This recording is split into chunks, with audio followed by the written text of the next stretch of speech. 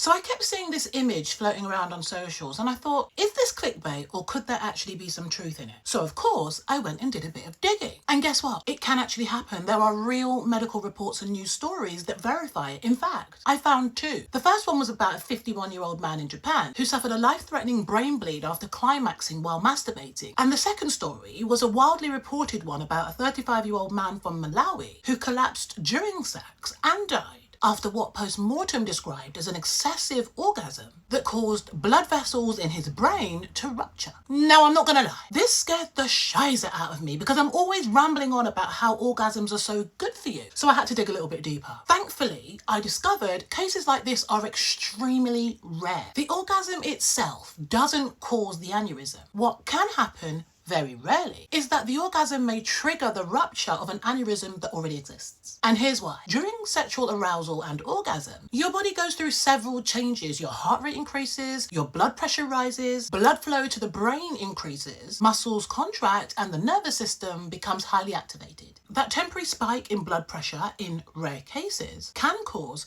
pre-existing aneurysms to rupture. And I really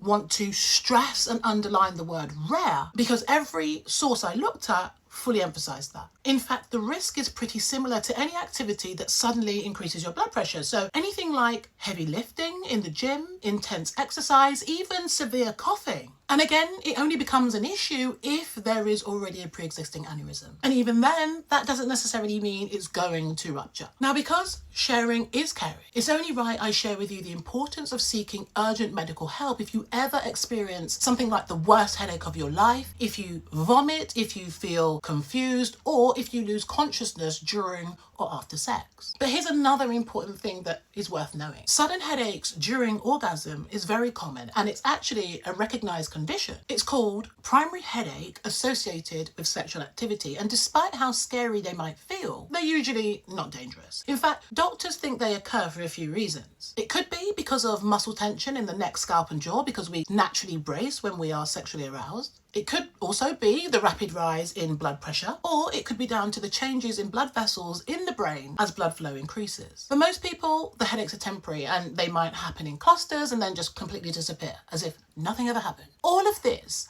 honestly makes me think, can we not just bust a nut in peace? But then it's like biology steps in and says, well, no, not without a few disclaimers at least.